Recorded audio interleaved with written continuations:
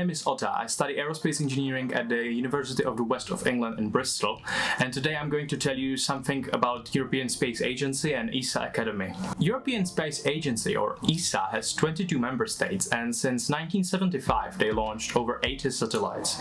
Their main four pillars they focus on is science and exploration, safety and security, which means basically watching the weather on Earth and near Earth objects as well as space debris, applications, so how it benefits the member states, and enabling and support, so using the technology they have to improve the future and the future technology, so a little bit of continuation there. ESA also has ESA Academy, which focuses on students from 6 to 32 years old, and they work in 17 different languages. They divide their work between schools, that's for pupils and teachers, and university students.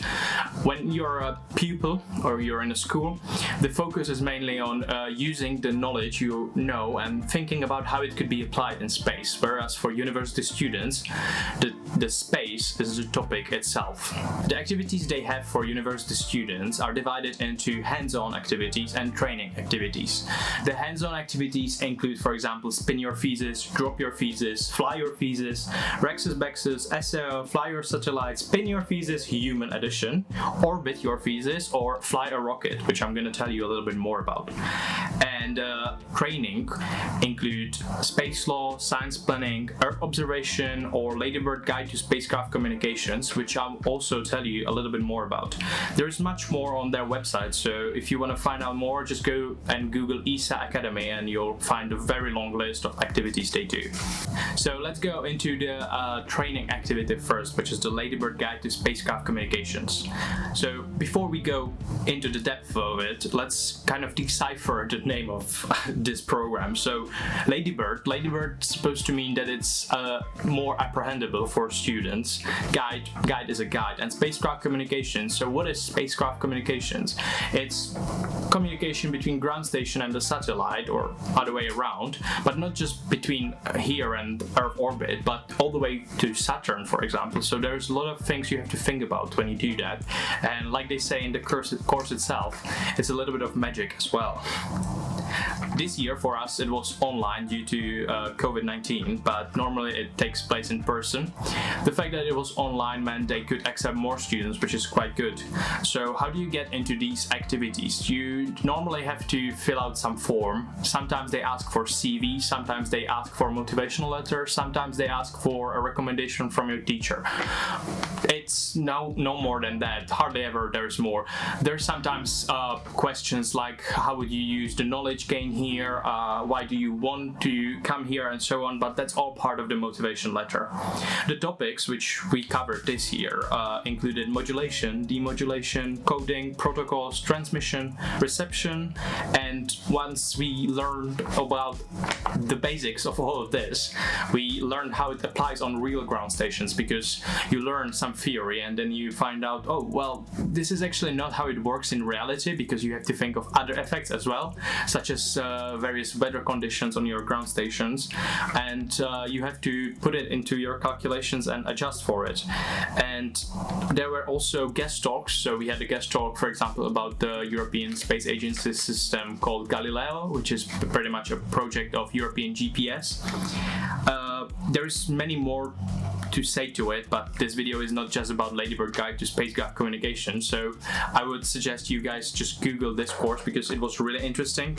I was one of the younger students there. There were mostly third-year students or master students, but I wouldn't let that discourage you, and I would definitely sign up, because like with other programs ESA Academy does, they often expect you don't know anything about the topic, so they build from basics and they build high. So if you want to find out about more of these projects they do, and probably the easiest way would be to sign up yourself to a newsletter from the link.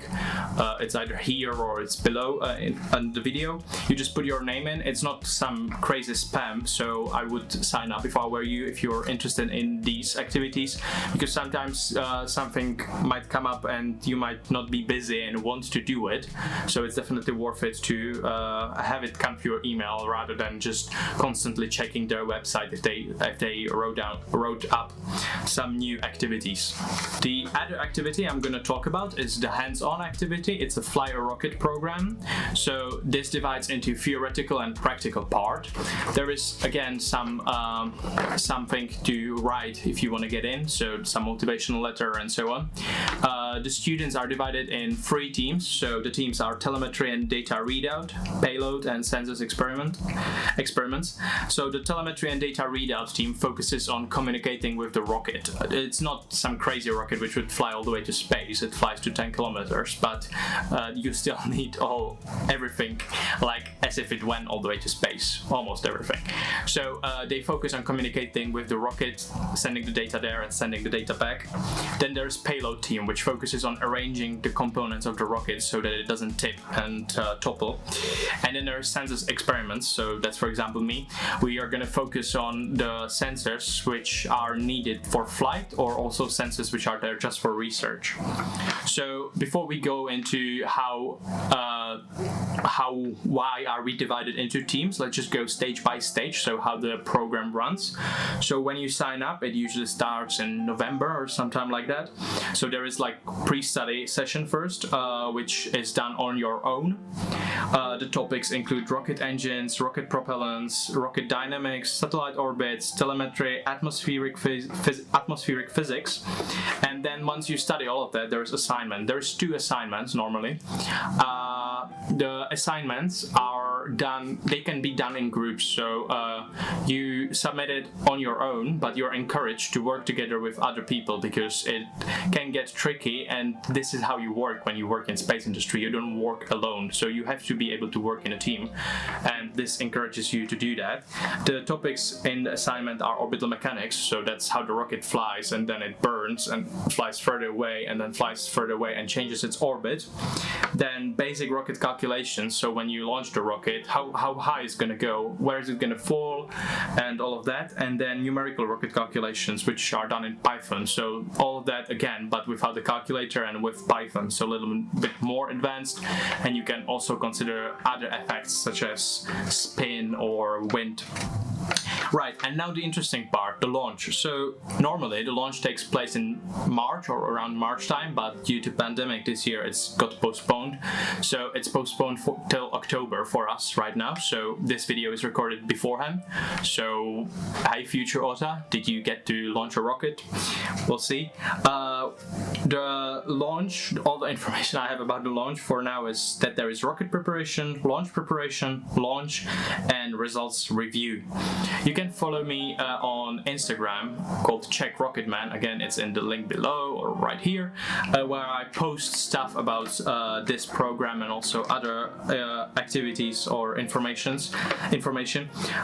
But if we do get to go there and the pandemic situation is okay and we get a green light to go there, I'll record videos from there, so you can follow my Instagram stories. And once it finishes, I'll also record another video where I'll have it will be like an extended edition of it.